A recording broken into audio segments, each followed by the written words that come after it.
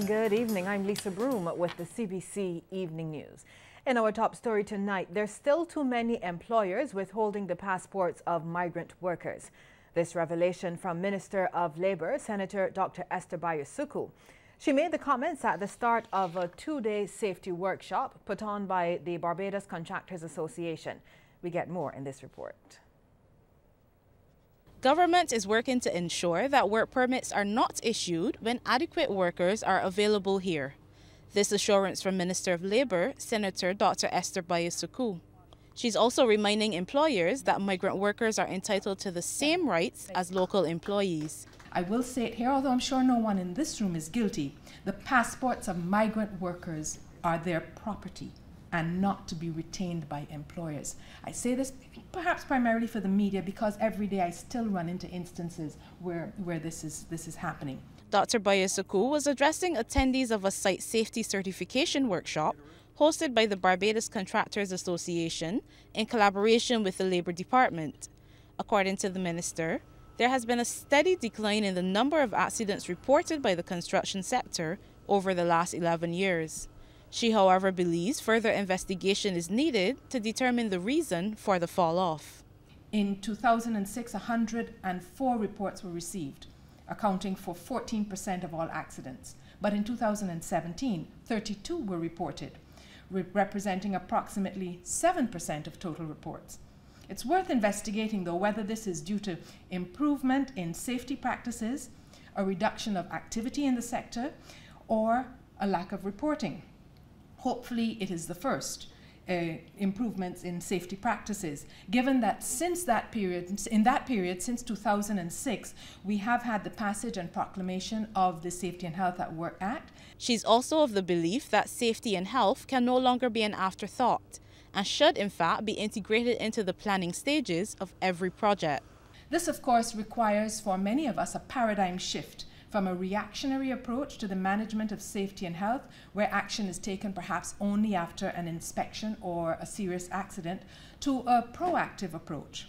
The Safety and Health at Work Act requires that all risks to health and safety be assessed before the start of any job and the necessary steps put in place to reduce these risks. At the end of the workshop, participants will be presented with a picture passport, which will serve as evidence that they have undergone the necessary safety training. The association hopes that it will become mandatory for all employees entering the field. Sharika Griffith, CBC News. Thanks, Sharika. We're also hearing that best practices in human resource management are just as important in statutory corporations and government departments as they are in private sector companies. That's the view of Rosalind Jackson, Managing Director of Caribbean Catalyst Incorporated. Now, Ms. Jackson made the comment on the sidelines of the official launch of Catalyst's 2018 edition of the Barbados Best Employers Award program at the Savannah Hotel. Now, she was making the point that participation in the program is not just limited to the private sector. We have had statutory corps, a few statutory corps enter. And sometimes people feel that it's not right for statutory corps to enter with the private sector. But at the end of the day, I think solid, effective leadership and good people practices are important no matter where you are. So personally, I don't believe in separation on this because it's all about assessing the effectiveness of your leadership and your HR practices. Ms. Jackson adds that HR practices don't necessarily belong to the HR manager. HR practices is how we treat with our people every day when we walk in. Do we respect people? Do we acknowledge them? Do we appreciate them? Do we care about them enough to give them a tough love when they're doing foolishness, to be straightforward with them? And you know, those of you who have children would know that you love your child enough to give it tough love. So when we step around on eggshells around people in the workplace and don't help them deal with their reality, we are weakening them. So leaders need to be able to find the tools to deal with reality in a productive and constructive way. The People's Democratic Congress says it is ready to contest the next general election whenever the bell is rung, but it will not be doing so in conjunction with the Citizens Action Partnership. Political leader Mark Adamson is making it clear that the party never merged with the CAP, which is headed by Wendell Callender. He says the two have different ideologies, so a union was never on the table. We are here to make a difference politically, and we are here really for the long term, to make sure that they know that we are about the further development, the further growth of this Barbadian society based on a number of perspectives and policies. Mr. Adamson will be contesting the St. Michael North seat. He, along with two other candidates, visited the CBC today. Peter Rock will be running in St. Michael Northeast, and Eric Marshall will be contesting the St. James Central constituency. The party is looking to field a full slate of candidates. Mr. Marshall, who ran in 2013, says he's looking forward to the upcoming poll, which he predicts will be interesting. I think that we need something fresh in this country, because I see a breakdown coming like the 24-3 again. Yeah, I see it coming, but this breakdown, it can be a hard breakdown for all the two of them parties, both the Barbados Labour Party and the Democratic Party, when they start the campaign trail in this country. Well, just 3 weeks after a robbery at the Golden Sands Hotel, its weekly Saturday rum and sauce lime is still a #1 stop for locals and visitors. Our Rianne Phillips visited the South Coast Hotel last weekend. Laughter, food, music and merriment are just some of the key ingredients at the weekly rum and sauce lime. Between 200 and 300 people gather here at the Golden Sands Hotel every Saturday. And General Manager Dennis Tull is proud of its growth in the last 8 years. In the early days, they only bought the Puddin's house and took it away because the restaurant was too small to accommodate. But after having additional space, we decided that we will turn it into a lime, and that's where the name Rum and Sauce started. And that's where we are at this point. Looking to the future, the Golden Sands boss wants to enhance the customer's experience. Our plans is to do what is necessary to make the customer satisfied. Customer satisfaction will be our objective. And as far as the numbers are concerned, about expanding, I think if we have any more people than we have at the moment, we will outgrow the facility.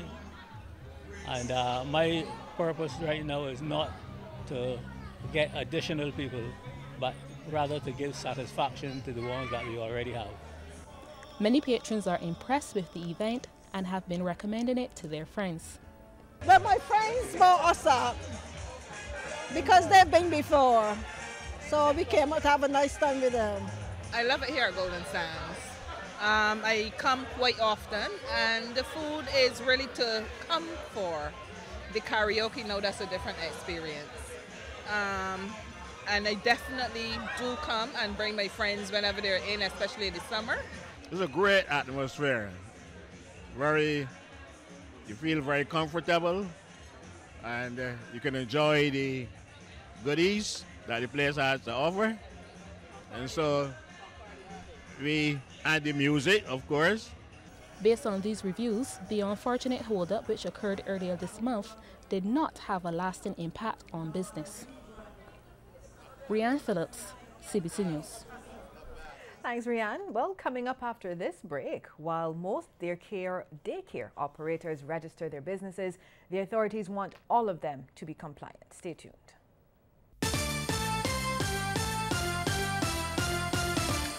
The majority of private daycare owners are seeking to become registered with the Child Care Board to operate their businesses.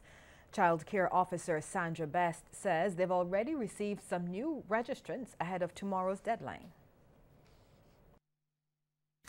The number of centers known to the board fluctuate due to the closure of centers or new applications to the board.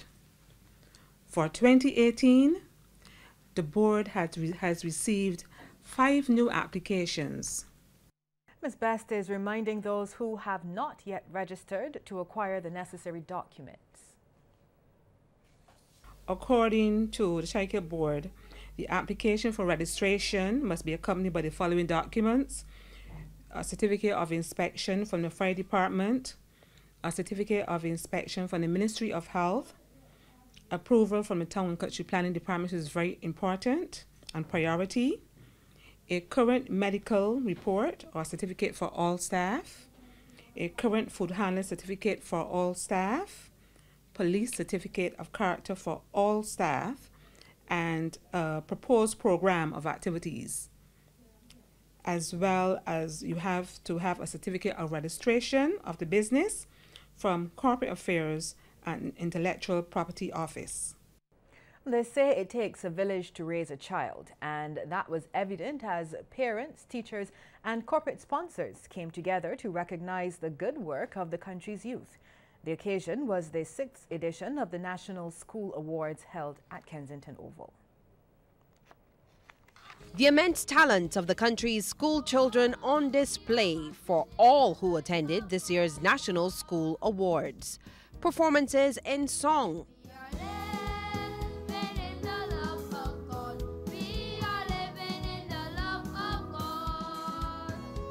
music,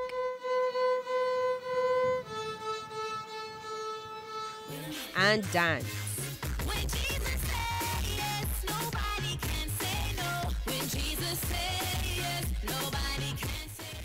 Speaker after speaker, seemingly having a common theme in mind: unity.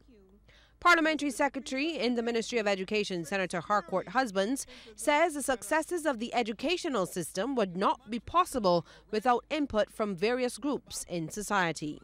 But it takes the work of the entire country, and that work is represented through our churches, through our PTAs, and through a multiplicity of other volunteer organizations.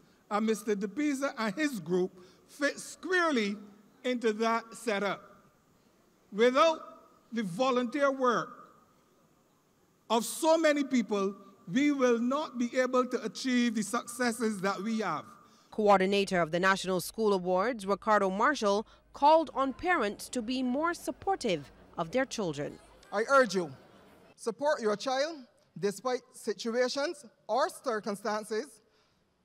Let encouragement be their working tool, and together we can make a difference in our community and bring about positive change in Barbados. The word this evening to your child or ward shall be well done. The president of the Association of Public Primary Schools stressed the importance of having a healthy relationship between parents and teachers.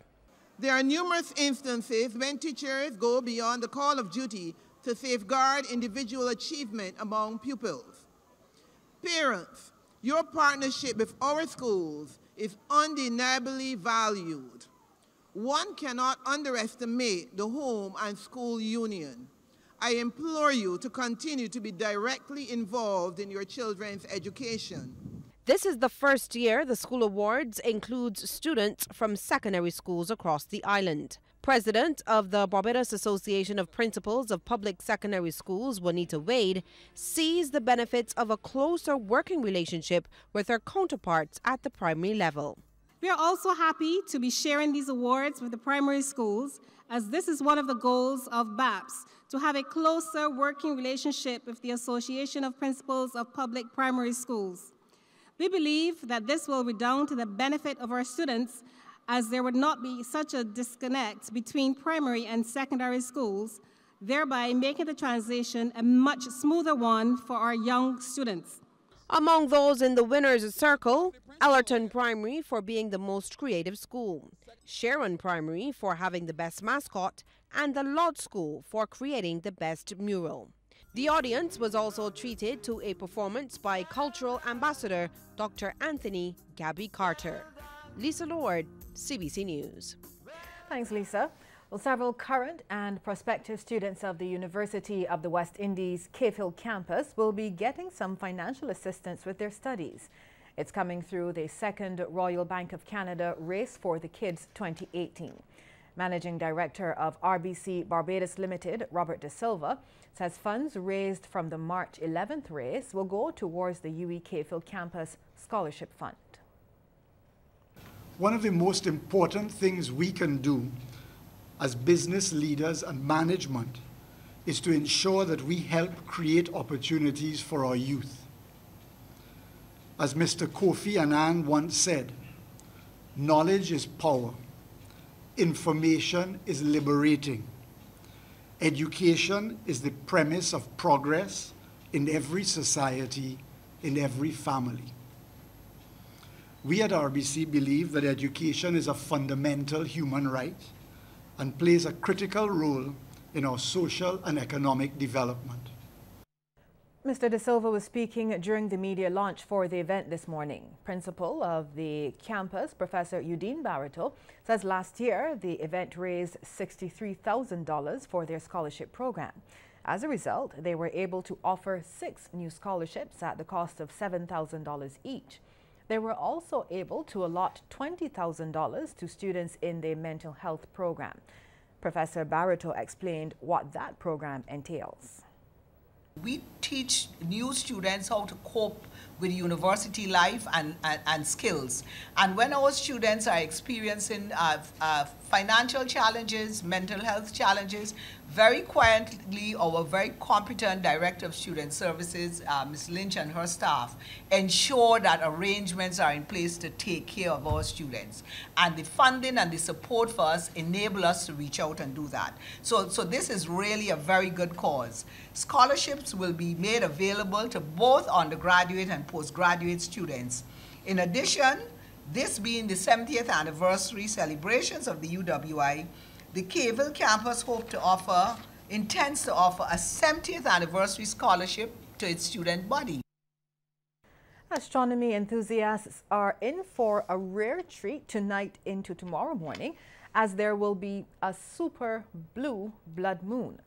Now, the term, according to NASA, describes 3 simultaneous celestial events.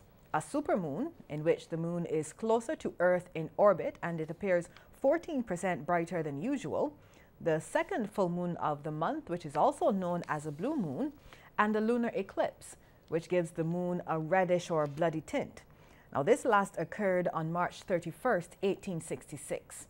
Most of the U.S. will get to see at least part of the eclipse. The ones with the best view will be those on the U.S. West Coast, as well as Alaska and Hawaii. But those in the eastern part of the U.S. won't see a lot of it, since it will begin at 5:15 a.m. Eastern Standard Time. Director of the Barbados Astronomical Society says the island, due to its geographic location, will not witness the phenomena. The moon itself, will be visible in the Far East, also in the western United States. The eastern seaboard will only have a partial eclipse, but the mid to western USA will have the entire eclipse and all its glory. The Barbados Astronomical Society Incorporated will not be streaming the event live. However, we encourage people to go to various sites where they can actually see the event being streamed live as it happens. Still to come, a look at some of the stories making headlines across the region. Stay tuned.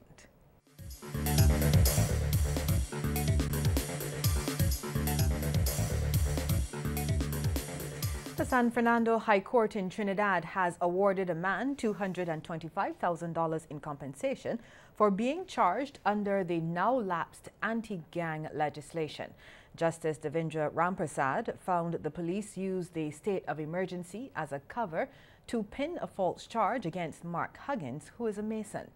Delivering the ruling in a malicious prosecution lawsuit yesterday, Justice Rampersad found the police officer acted with malice and illegally. Huggins was one of hundreds of people arrested under the 2011 state of emergency, but released after the state discontinued proceedings against them.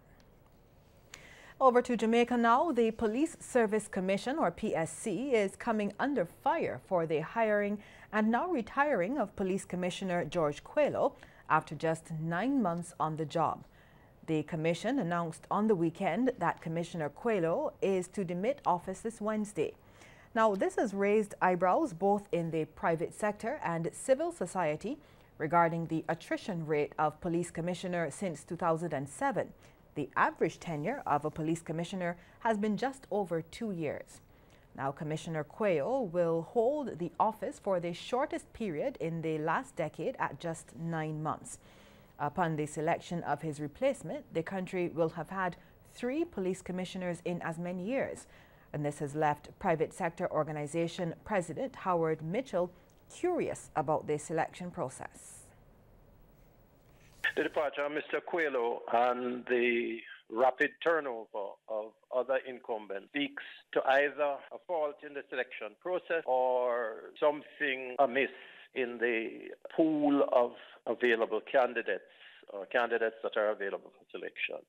I think the Police Service Commission will have to dig deep and be very sure of its selection this time around, because the lack of credibility and confidence that the public would feel going forward is not good for the force and it's not good for the country. Mr. Mitchell says the Commission's process must be reviewed for deficiencies that have caused the rapid turnover. He also says the PSC must look further afield for a possible replacement. Really time for the selection process to be opened up fully to candidates globally, and that in particular we consider the diaspora for people who have suitable skills and experience. It is time, I believe, that we treat the job of the Commissioner of Police in the same manner that we would treat the process for selecting a suitable candidate at an executive level for any large private sector company, and that there be a greater degree of transparency in it and in the process. The Guyana Revenue Authority is adopting measures to deal with car smuggling in the country. The GRA believes it's a significant problem that needs to be addressed. The Guyana Revenue Authority has brought to light a hidden feature of the parallel economy in Guyana, by which vehicles are acquired in neighboring Suriname and Brazil and fitted with false license plates and brought to Guyana.